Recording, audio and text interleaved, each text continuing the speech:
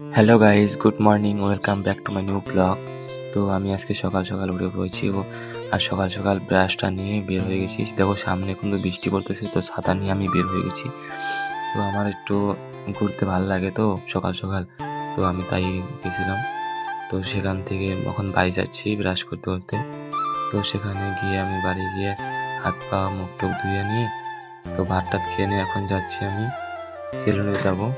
তো তার জন্য মা বলতেছে চুলগুলা বড় হয়েছে, কাইটায় যা।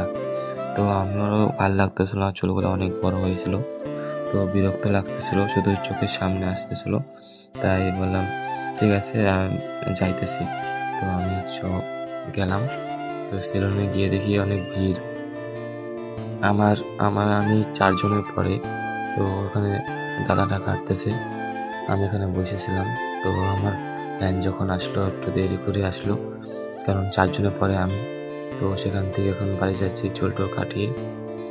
তো বাড়ি গিয়ে স্নান টান করে ভাত টাত খেয়ে নিয়ে তারপর একটু রেডি হয়ে নিয়ে বিকালবেলা বের হয়ে গেলাম একটু ঘুরতে। তো আজকে এ পর্যন্তই। ভিডিওটা ভালো লাগলে লাইক কমেন্ট শেয়ার করে দিও।